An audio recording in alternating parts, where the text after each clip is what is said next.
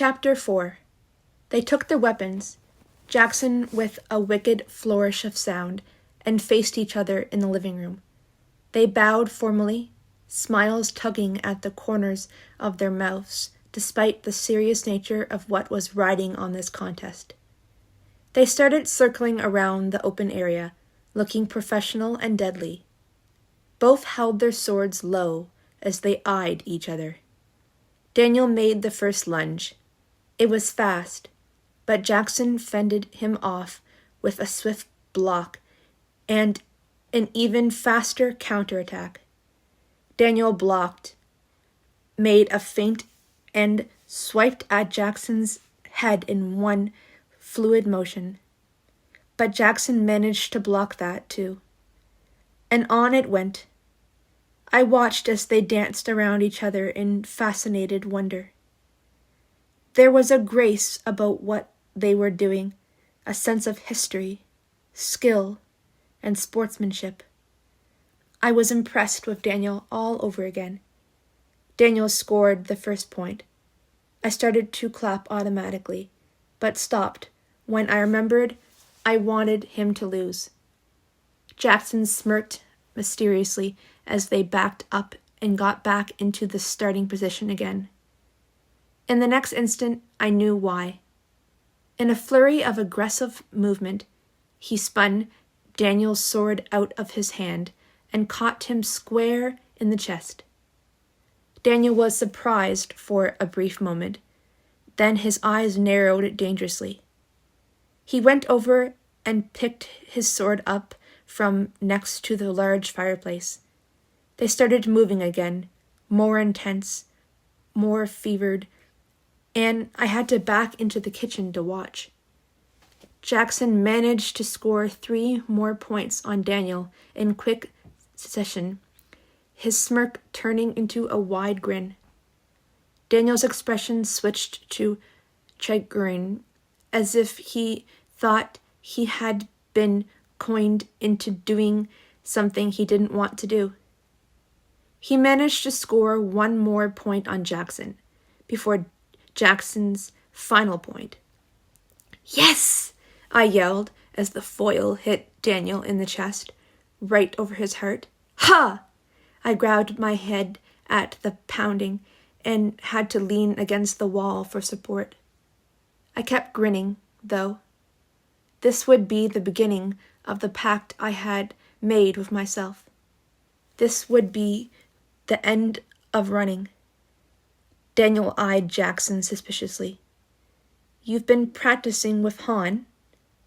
"I've been learning constructive things while you and Miss Stubborn have been off doing heaven knows what."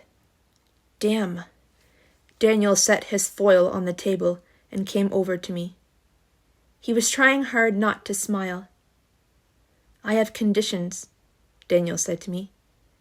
He always had conditions. "What?" I demanded. "If I tell you to do something you don't like, you do it. No questions. There will always be a good reason. And you don't go wandering off on your own. Ever. No stunts. No stubbornness." He paused, obviously trying to think of more things to list. "Okay," I said with a shrug. He glared at me and my tone, not trusting how easily I agreed. "That's just common sense. And I can't argue anymore tonight." I reached out and touched his face, bridging the distance the fight and the secrets he'd been keeping from me had caused. "Do you have an aspirin?" "What's this?" Beatrice walked into the living room, following the sounds of fighting. "Put the sofa back right this instant. And is that a sword on my antique table? The table I got from France during the Revolution?" Daniel and Jackson stared at Beatrice like schoolboys caught smoking cigarettes. "Clean it up," she barked. Her hands were on her hips, and her face was angry. Tigers would have been terrified of her expression. They started moving instantly at her command, their faces sheepish, knowing better than to argue. Somewhere between righting furniture and avoiding Beatrice's stern gaze, Daniel found me an aspirin. I took it gratefully. When the living room no longer resembled a war zone, Daniel came back over. I have a question. Yes, Perfect Strangers was the second best song Deep Purple recorded, I answered from my place next to Beatrice. He chuckled and shook his head, obviously wanting to disagree. He asked instead, "How did you know what Serenity said to me?" I avoided both Beatrice's and Daniel's eyes, embarrassed to get caught eavesdropping. It was not my most favorite habit in the world. "I heard you," I admitted. "Really?" he asked. "Yes, really. I didn't listen on purpose, but it was sort of the loudest thing around, so—" "What is it?" Beatrice asked when she caught sight of Daniel's face. "She's starting to develop hearing abilities, and the ability to convert languages," Daniel replied. "That's ridiculous," I protested with a laugh. The only thing I could do with my certainty was read minds, and I hardly thought of that as a gift. More like the greatest annoyance in the history of the world. We were at the lake when we had most of our discussion, and we were speaking in French, Daniel said. "No, you weren't," I scoffed. "We most definitely were," he said firmly. "A person can't just understand another language instantly," I retorted, crossing my arms for emphasis. "See?" he said to Beatrice. She nodded as if he had just proved that 2 + 2 = 4. "I was speaking German just then," he told me. "Interesting. It appears that her mental abilities of recognition and interpreting are developing at a linear rate, while her physical abilities are tied into her anger. Couldn't you argue that her physical abilities are mental if it's tied into her anger?" Han asked. He had waited until the cleanup was finished, and it was safe to be around Beatrice before joining us. "Yes, one could argue such," Beatrice agreed. "How, then, are her abilities developing?" They started discussing how to classify my abilities and what it meant, and how I could do some things but not others. They kept returning to what they had learned about my blood. I tried to focus on their science talk, but the aspirin hadn't kicked in yet, and their words simply made my head hurt worse. Daniel noticed my exhaustion first. He took my hand and pulled me over to the recently righted couch. I put my feet in his lap and rested my head on the cushiony pillow. He rubbed my feet as I mentally went over the events of the night, feeling conflicted and slightly overwhelmed. We sat in silence for a long time, everyone eventually finding their way out of the room.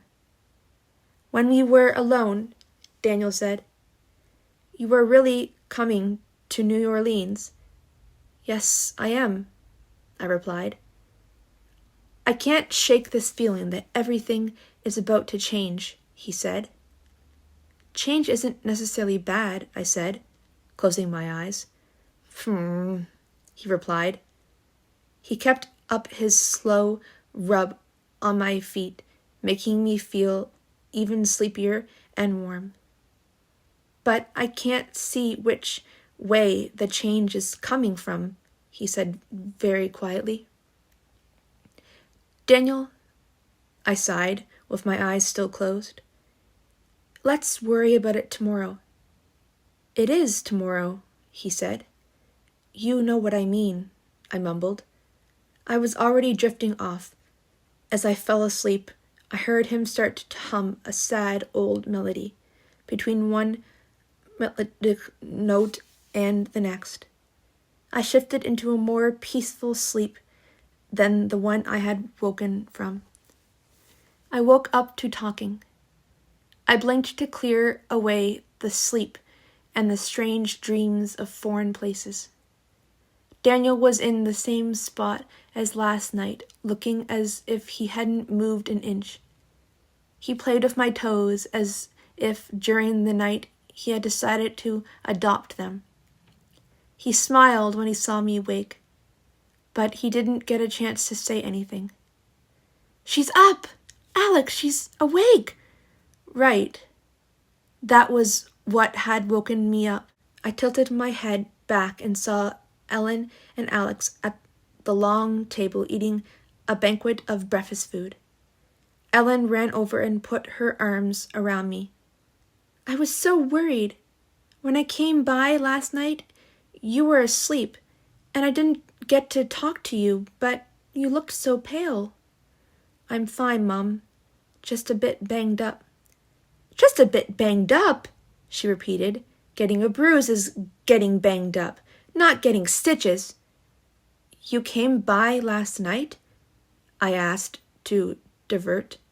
"Yeah." I forced Margaret when they finally got a hold of me, but they thought it was better for me to go back home. "I brought your pajamas because Daniel said your clothes were soaked. Which reminds me, change of clothes." She pulled out a set of clothes, her cute face happy at remembering. I took the clothes she pulled out of her bag, knowing she loved doing mom things like that. "Thanks," I said. "Are you hungry?" Daniel asked me. "Starving," I admitted. "Daniel made enough to feed the whole state," Alex said from where she was hovering over Ellen's shoulder. "He's probably trying to make you an unbeanable." I ignored her comment about my lean frame and sat up. The table was laden with heavy dishes overflowing with food.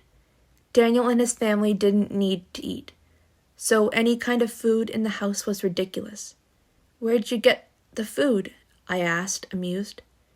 "I didn't get to make you dinner, so I thought I'd make you breakfast instead," he replied, not answering my question. Alex pulled me up the rest of the way, gave me a quick hug, and led me over to the heavenly-smelling food. She forced me to sit in the chair, and Ellen pushed a plate in my direction.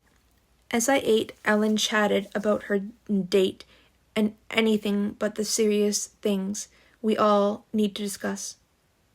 Daniel sat next to me in comfortable silence. He had made his choice and had come to terms with mine. It was my role to convince Ellen now. Despite the fact that she was talking a million miles a minute to cover her anxiety, Ellen saw my thoughts on my face. There's that look again. What is she thinking? Is she thinking I've been selfish by staying here? I should have left earlier. This is all my fault. "Mum?" I interrupted her thoughts. "Don't think that, ever. We should have left when you were attacked. I trust Daniel." She reached out and patted his hand. "But you wouldn't have gotten attacked if we were here. We were never attacked before." "That was luck," I said. She shook her head, disagreeing, but not wanting to argue in circles. "So what do we do now?" They all looked at me. "Mum, I need to talk to you about something." "Oh, God," she said.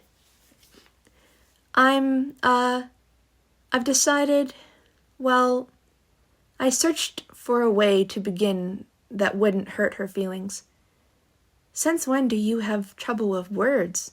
Ellen asked. "Since I've decided to do something reckless, stupid, and dangerous. All without your supervision," I admitted. "Something else that's dangerous, you mean?" Ellen said pointedly. "What kind of dangerous?" she asked, with her thoughts, afraid to say it out loud. Daniel was going on a mission to New Orleans to find a way close to Marcus, and I'm going with him, I said. Are you? She asked, her eyes narrowing at my words. Yes, I said. I figure the only way I can stop the attacks is by going to the source. I can't sit here anymore and pretend like I'm not a ticking time bomb. So, you were telling me you were going to New Orleans under the supervision of your boyfriend to search out a crazy watcher who will most likely kill you if he finds you? She asked to be sure. Well, Daniel is searching for information. I'll be with Jackson and Margaret, helping innocent people escape from bad seekers. That's so much better, she said dryly. It's what I have to do, I told her. Alex had been x-raying me with her baby blues. It was hard to avoid her stare. Her thoughts were silent from me, but her eyes said it all. Anger, hurt, determination, and a desire I had seen only once lit a cool fire in her eyes. I shifted away from her gaze, determined I wouldn't let her make me feel guilty about my choice. Ellen was running through reasons for my choice. She got up, finally, and came around the table. She knelt next to my chair. I understand why. I just don't like how. Can I come with you? She asked softly. Mom, the whole point of this is to keep you and the others safe. I've known since you were born that you were different and that you wouldn't get the chance to live the life others get, but I had hoped this moment wouldn't come so soon. I had hoped I could protect you from it, but now that we are here, I'm so proud of you, sweetie, she said. Does this mean I can go? I, of all people, know that when a person feels compelled to do something, they have to do it. I'm just proud that you are leaving for the right reason instead of a selfish one, she said, like I did. Maybe there is a little selfishness in there, I said, thoughtfully. But I think my reasons are good. She reached out and put her hand on mine, gripping it forcefully. You are going to be careful and come back as soon as you have answers, you hear me? I laughed, while a swoop of regret tried to make me stay. Yes, Mom. And you'll call every single day? Her thoughts were suddenly a scrambled mess, and I didn't know if she was doing it on purpose or more worked up than she was letting on. That might be a little tricky, Daniel said.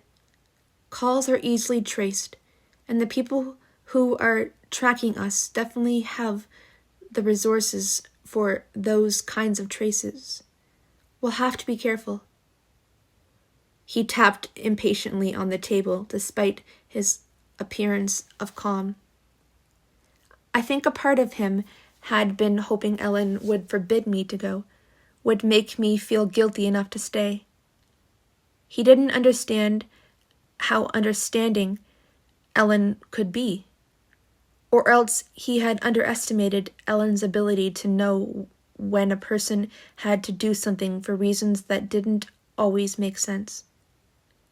Ellen let out a long sigh, then her honey brown eyes narrowed with fierce emotion. She pointed a finger at Daniel. You take care of her, she demanded of him. Forever, he replied. Ellen gave my hand an extra squeeze and stood. She took a moment to compose her thoughts.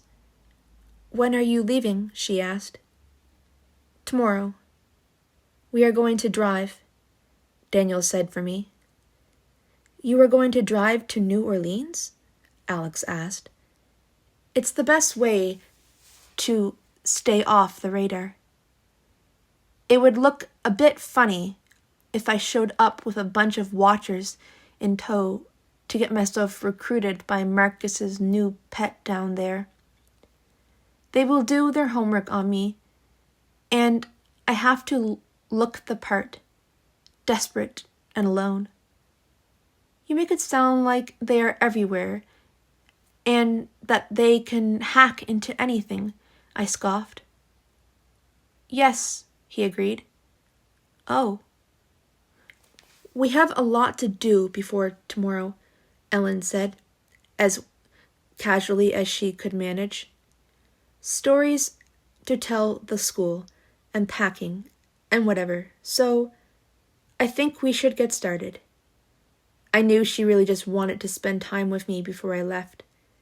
I didn't have to tell her that I didn't have a clue how long this mission would take, that we could be gone for months, maybe longer. She always knew the things I didn't say. I changed into my clothes in one of the many rooms on the second floor. I heard Margaret and Jackson talking in low voices from the room Beatrice and Han gave them whenever they stayed. Most of their conversation was out of my range of hearing, but the words which escaped the confines of the room were words of preparation and determination. At least, they weren't worried I would die a horrible death the moment I stepped out of King's Cross. They were focused on the mission, not the likely outcomes. I appreciated they were coming for that fact alone. Worry wouldn't make this any easier. I finished changing and went back downstairs. Ellen and Daniel were in deep conversation again, while Alex chatted with Beatrice. Alex avoided my gaze, her normally bubbly smile gone. Beatrice was somber as well, her radiant face heavy with the weight of what we were all preparing to do. I knew she was used to Daniel going on missions, but she never liked them. She could never stop the worry that accompanied each of his trips out of town. As soon as she saw me, Ellen popped off the sofa, scrambling her thoughts. Ready? She asked me. Yep, I said. Daniel took my hand to talk privately. I'm going to follow in a moment, to keep an eye on things. But I think you should have this day with your mom. I will be close if anything happens. Okay. I released his hand reluctantly and followed Alex and Ellen down the hall. After a sad goodbye hug from Beatrice and Han, my feet dragged a bit as I savored the sights around me. The overly large fireplace, the exposed ceiling, the stone floors and lush carpets. They had become as much a home as my house. And now I was saying goodbye. The first of several, I was sure. The drive home was silent. Alex wasn't speaking to me, and Ellen was contemplating if she had made the right decision. I could understand Ellen's thoughts of fear and confliction, but was having trouble understanding Alex's huffy silence. I tried to listen in to her thoughts, but she wasn't that easy. When we got home, Alex didn't waste any time getting to her Jeep, slamming her door, and barreling off down the street with only the briefest of goodbyes to Ellen and an angry glare at me. Ellen and I watched her leave from our front yard. What was that about? I asked, confused and a little hurt she would leave so abruptly. Ellen sighed. Sweetie, you've just decided to run off on an adventure. A scary adventure, but an adventure nonetheless. She's hurt you were doing it without her, especially since she is so invested in your life now. Oh.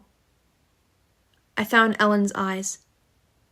She'll forgive me, right? Ellen's eyes went to harass the ground. I'm sure she will.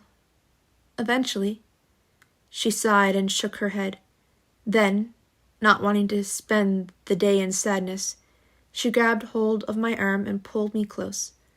What outrageous story should I tell the neighbors to explain your disappearance? Alien abduction? I said. Nah, they'd believe that too easily. I got a contract to sumo wrestle in Japan, I offered. How about you joined the circus? She asked. I don't think that would work. Everyone knows I have a fear of clowns. She laughed and led me to the porch swing, offering more suggestions. We sat, talking over the stories we would feed the neighbors, the stories growing more ridiculous with the passing moments. Rocking companionably, it wasn't long before our conversation shifted to other stories. Stories from her childhood and the swing we were rocking on. And I knew I was facing another goodbye, a send-off from her past and the house I had grown to love. It was almost as difficult as the knowledge that, after tomorrow, there was a possibility I would never see Ellen again. There was a possibility I wouldn't come home alive. When I woke up the next morning, it was early. A slow dawn crept over the dewed grass of my back lawn.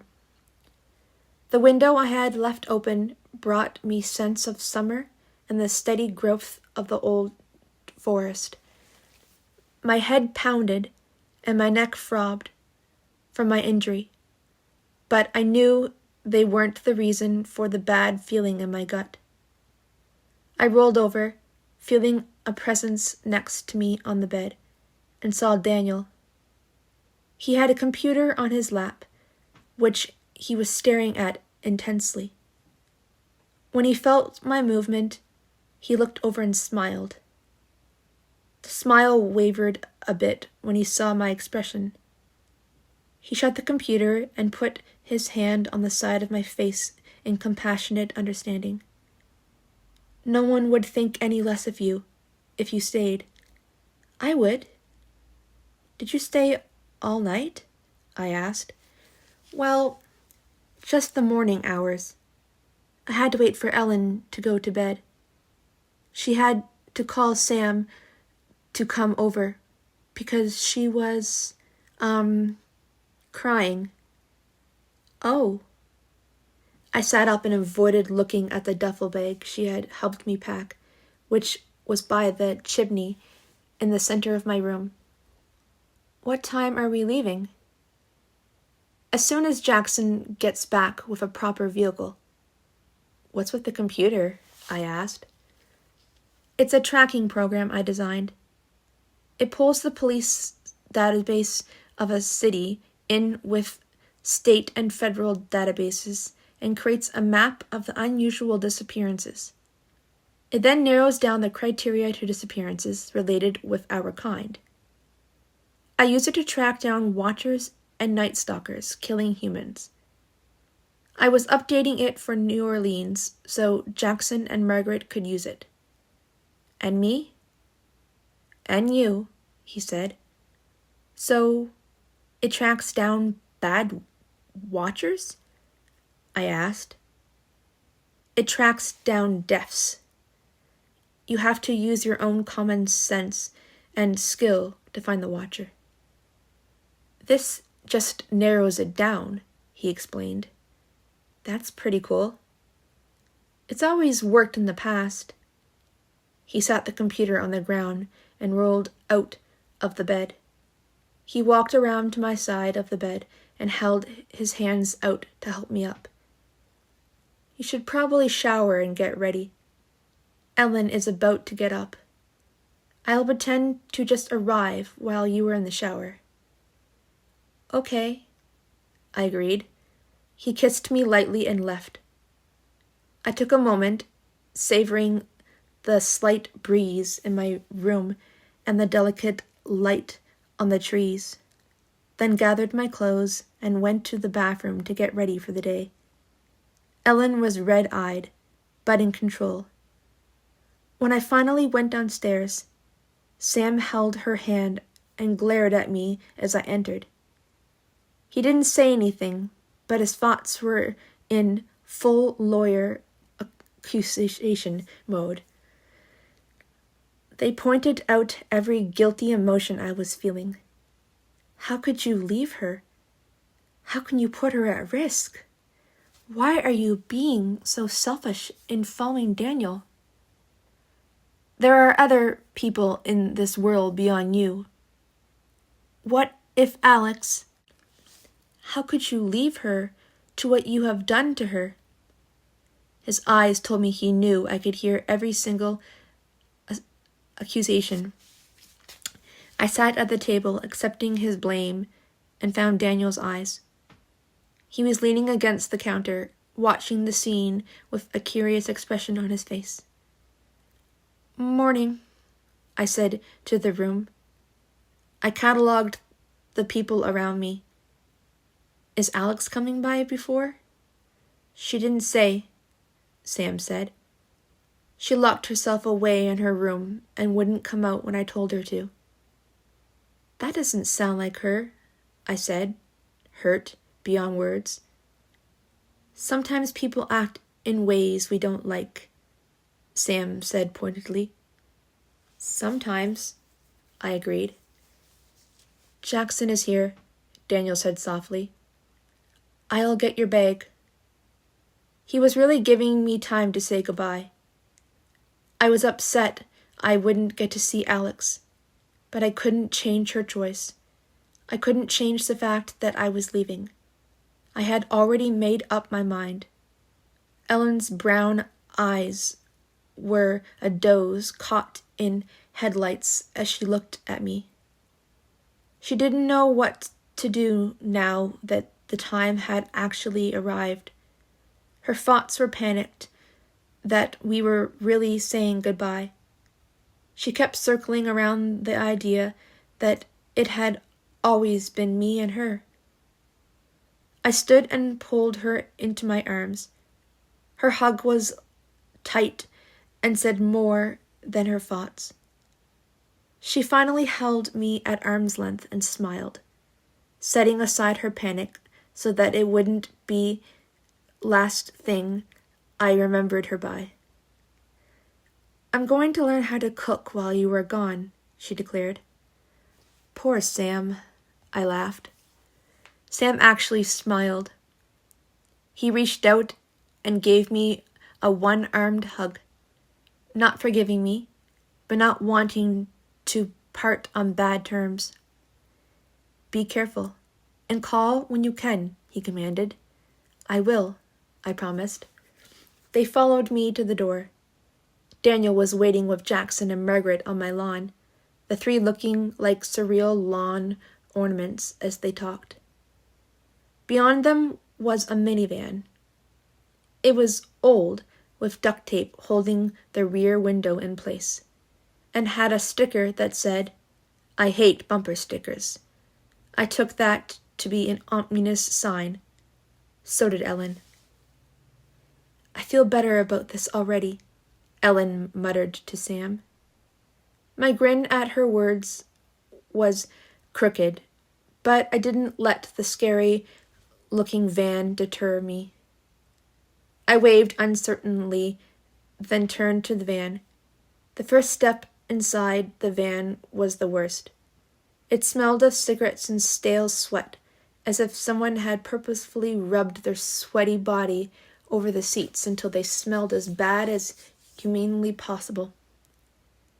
I started coughing at the smell, but I didn't back out. I crawled in the back and pretended to look comfortable around my coughing. Jackson and Margaret got in the front with Margaret on the wheel. Daniel wrinkled his nose at the smell and joined me in the back, not pretending he was happy with the smell. Could you have picked a smellier piece of crap? He asked Jackson. I didn't have to sign a title, Jackson said, or pull on my contacts for my identity, which keeps me off the radar. You should have leaned on someone, Daniel said. Yeah, like someone with an air freshener, I added. I turned in my seat and watched as Ellen and Sam faded out of view, Margaret driving slow down the narrow road of my dead-end street. Ellen waved once, then turned and put her face in Sam's shoulder to hide her tears from me. He held her tight, his eyes distant. I settled down into the seat, my arms crossed against the emotions in my chest, and tried not to think of the goodbyes. It felt so simple, so easy. How was it that easy? I watched the flickering trees pass us in a blur of dark morning and listened to the song Margaret had turned up to prevent Jackson and Daniel from bickering about the van. Jackson pulled out the morning paper and, after a cursory glance at the headlines, turned to the Sudoku. He started filling out numbers as if we weren't all headed toward the unknown in a minivan. Daniel reached across the space and nudged my knee. You okay? Yeah. His face was skeptical, but he accepted my confirmation without argument. Have you ever been to New Orleans? He asked quietly. Ellen and I stayed there for a week once, but she felt weird there, didn't like it. We moved to Baton Rouge instead. That lasted for about 6 months. What? He was staring at me thoughtfully. Ellen always seems to know what place to avoid and when to move, he said. I shrugged. It's called being flighty. Flighty has probably saved your life, maybe. Why? He turned toward me in the van, his long legs searching for a place to stretch out. New Orleans has always been one of our cities. The fallen ones tend to congregate there for whatever reason, and that inevitably means more of us. Los Angeles is another big one, in America at least. Oh, I wonder why. Because there are more people there, Daniel said, as if it were obvious. Fallen ones have always been drawn to humidity. I think certain cities have magic, I replied, shaking my head at his logic. I've been through enough of them to know. Savannah had magic. There was just something there that went beyond the people and the buildings. It was in the air, in the smells, in the way the night talked to you. New York is the same way. So you were saying that a place isn't just made up of the people and buildings, or important simply because of the value we give them? I think that our conception of places and the conceived value we put to things affects how we view a place. But I think places can be beautiful or important, regardless of how any one person feels about them, I said. It's sort of egocentric to say this place or that place is beautiful because people are there. What about all of nature? What about our lake? Does it stop having value when we leave? But the idea of value is an idea that only people can put into effect. Value, like beauty, is in the eye of the beholder. If no one beholds it, how can it retain value? Daniel said. You were arguing that a place is limited by value because of language or thought, right? That if no one is there to value it, it has no value? I asked. Doesn't it take a person to think a flower sweet-smelling or a forest pretty? Daniel countered. That's assuming that people are the only ones that can appreciate life, I said. I just think that life is limited by thought, Daniel said. I think, therefore, I am something like that, he agreed. How about I am, therefore, I think, I said. That doesn't make any sense, he scoffed. Life usually doesn't. I think that there are places on this earth, places you and I will probably never see, that have wonderful value beyond our imagining, just because we can't put words to it yet, or ever doesn't mean it's less, I said. You have whimsy, he said in surprise. I laughed at his surprise. It's realistic to be a dreamer. Your parents probably know that. Isn't there a quote? Dreamers make the best scientists? I think you just made that up. He closed the distance between us, and his eyes danced with mine playfully. But I concede to your point. Perhaps things have meaning beyond the words we give them. If this what it's going to be like being around you two, I think I'd rather stay, Jackson said. He filled in another number, his tongue perched thoughtfully in the corner of his mouth. Margaret gave a small grunt of agreement. We are just having a discussion, Daniel said. You're going to have to explain to them what that is. I don't think they know, I said. How about we discuss what the plan is, Jackson said. He put the paper down and turned around in his seat. There's not much of a plan. I have to contact Serenity when I get down there, and she'll set me up with an acquaintance of hers who is a recruiter for Marcus. I pretend to be a powerful new watcher with a penchant for killing. As far as you guys go, well, I can only do so many things. What's the best time to handle protecting people while we are down there? Jackson asked, ignoring the inclination that we were all in Daniel's way. We are bound to attract notice if their seekers start turning up dead. And I think any kind of unusual happenings would be bad for you. Seekers die all the time. They'll just figure that they crossed the wrong people. The trick is to not get seen or leave no witnesses, and to not get carried away. Daniel tapped Jackson's seat with his foot. Did you hear me? No witnesses. Got it. Once you're in, if you can get in, you will be able to contact us, I asked. I don't know, Daniel replied. We'll see when I get down there. I'll have to get a feel for this new leader first. Gaining his trust won't be easy.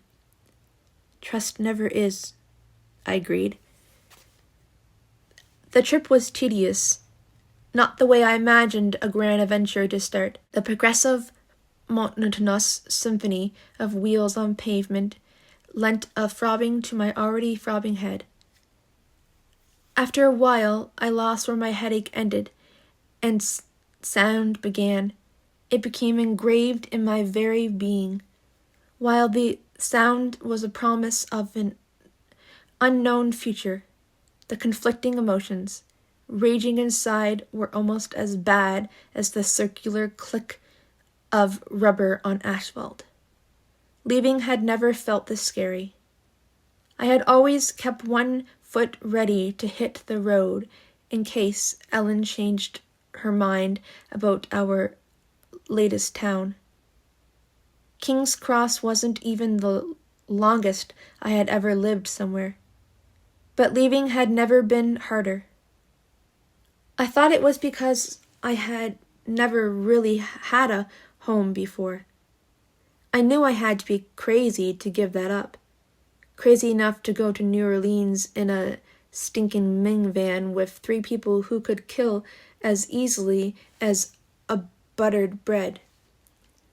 The architecture of the landscape subtly shifted and moved with the passing hours, lending itself to long arcs of forever flat that was familiar, yet foreign after being in the mountains so long. I found myself missing the variation of height and width as we trekked ever south.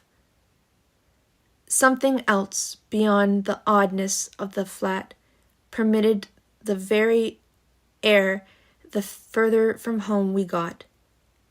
It was a feeling of history, of gentle, unending time that swept forever in both directions. It was the feeling I got whenever I was in the deep south. The change had an obvious effect on the others. Daniel's eyes became lost in 1,000 memories as we passed city after city. Margaret and Jackson were silent. Not unusual for Margaret, but I could feel an awareness that wasn't there in the mountains. It was as if a part of their history was found in the history of the place we were in. It was a past I could only ever know secondhand. The city of New Orleans did not tremble and fall to the ground at our approach. In fact, our entrance into the city of soul, voodoo, and blues was unremarkable. I perked up from my book as the city appeared and watched as the buildings passed by. Margaret knew the city well, so we spared the bickering of lost tourists without a nap. She drove us to the French Quarter, an area I only remembered vaguely, and let the van idle on the corner of a fancy hotel. We unpacked our stuff in front of elegant black iron work of the hotel. Then she drove us again to ditch the van and find another way back. We had all thought we would be less noticeable without the thing lingering on the corner. As she pulled away, I settled my bag over my shoulder and breathed in the moisture of the summer air. Droplets of rain clung to the narrow streets, and I knew we had just missed a rainstorm. Darkness had covered the city with the night, but the smell of the storm was invigorating and renewing. Something in the pit of my stomach responded to the flow of the city, and I more than ever agreed with my previous statement. A place could have power. This place was certainly working powerful magic on me. Daniel gestured with his head for me to follow him inside the hotel. I remembered our mission and the fact that nowhere was safe. With the gesture, in that one gesture, I saw tension and a cool alertness to the fact that nowhere was really private.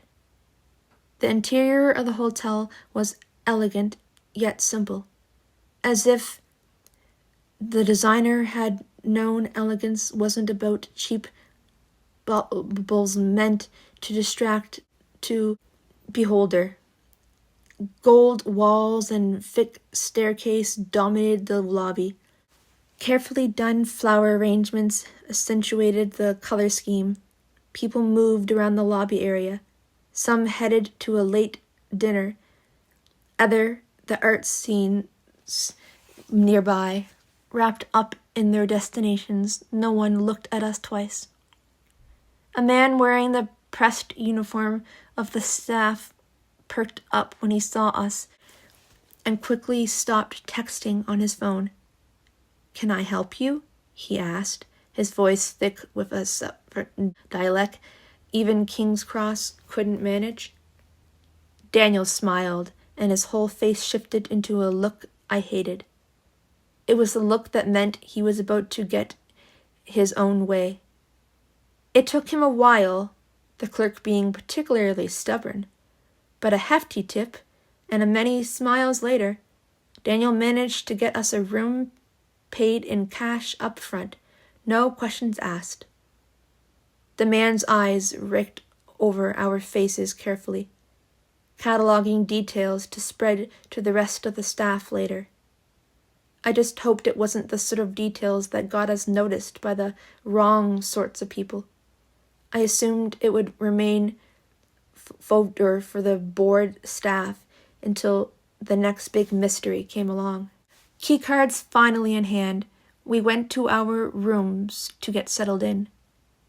As Daniel shut the door to our room with his foot, checking his phone with one hand and carrying his bag with the other, I said in a low voice, "You think this place is low-key?